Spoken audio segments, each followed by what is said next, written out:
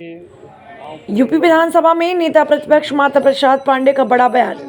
कहा, हरियाणा के नतीजे का असर यूपी विधानसभा के उपचुनाव में कतई नहीं पड़ेगा। यूपी और हरियाणा की परिस्थितियों में काफी फर्क। विधानसभा के 10 सीटों पर जल्द होने जा रहे उपचुनाव में इंडिया गठबंधन बीजेपी को धूल चटाएगा। कांग्रेस के साथ मिलकर ही लड़ेंगे उपचुनाव। सभी सीटों पर इंडिया गठबंधन के उम्मीदवार मजबूती से चुनाव लड़ेंगे। यूपी में इंडिया गठबंधन लोकसभा चुनाव से भी बेहतर प्रदर्शन करेगा। बीजेपी को एक बार फिर करारी हार का सामना करना पड़ेगा। विपक्ष के नेता माता प्रसाद पांडे ने आज प्रयागराज की जेल में बंद समाजवादी पार्टी के विधायक जाहिद बेग से मुलाकात की। घर पर नौकरानी की खुदकुशी के मामले में जाहिद बेग को गिरफ्तार कर प्रयागराज की जेल में रखा गया है। माता प्रसाद पांडे ने कहा, योगी राज में विपक्ष के नेताओं का उत्पीड़न किया जा रहा है।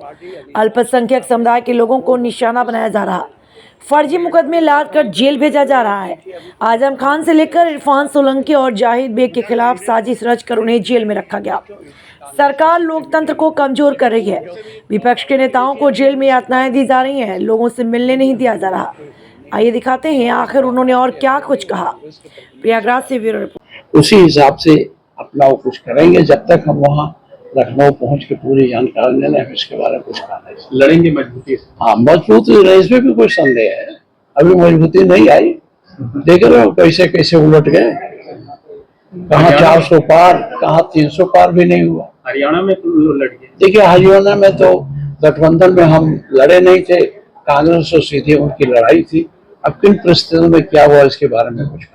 क्या अगर हरियाणा में समाजवादी पार्टी साथ होती कांग्रेस के तो रिजल्ट बदल? अभी देखिए, इसके बारे में हम कुछ कहना चाहिए, क्योंकि अब जो चुनाव हो गया तो उसके बारे में जब इसका विवेचना होगी और इसके बारे में चर्चा होगी तब क्लियर होगा क्या हो सकता है क्या नहीं। इसके आज आप आए हुए हैं, अब आपकी एक व्यवस्था है, उसमें हम अभी क्या कहें, आगे चल के क्या करेंगे क्या नहीं करेंगे। लेकिन ये अननेसेसरी लोगों को परेशान नहीं करना है। जहाँ तक मांस मदिरा के बाद के बाद से, अब ये पवित्र नगरी है, इसके बारे में उन्होंने वो दिन भर यही करते ही है। जब महंगाई की बात करो तो अयोध्या की बात करेंगे, जब बेरोजगारी बात करो तो कुंभ की बात करेंगे। उनके पास कोई दूसरा एजेंडा है ही नहीं। यही एजेंडा चलाकर वो अपनी सरकार चला रहे हैं। मतलब ये फैसला राजनीति से प्रेरित है, आप मानते हैं?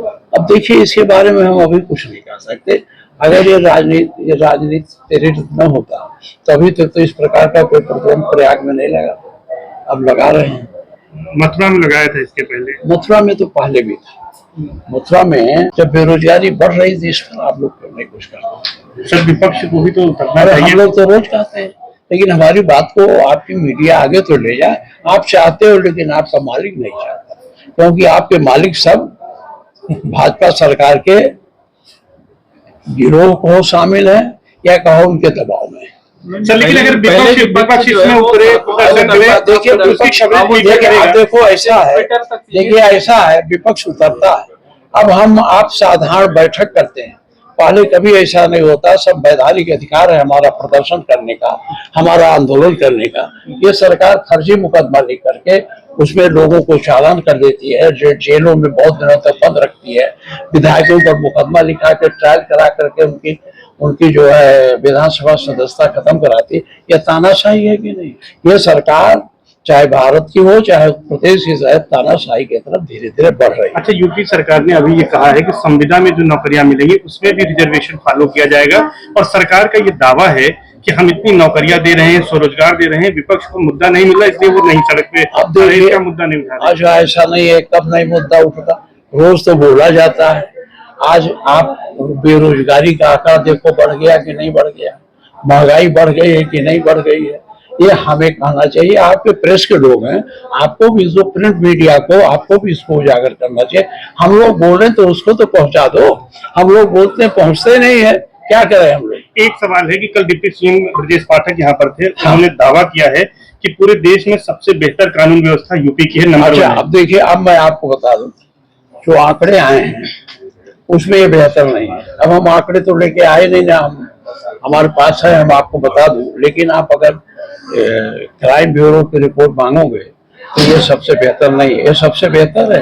रोज बलात्कार की सीमा आ रही है, शिकायतें आ रही हैं, रोज लड़कियां अपने आत्महत्या कर रही है छेड़खानी को लेकर के, रोज रास्ते में लूट हो रही है, रोज हत्याएं हो रही है। ये कानून व्यवस्था की स्थिति है। ये सबसे खराब कानून व्यवस्था अगर कही गई है तो उत्तर प्रदेश की है। ठीक सर।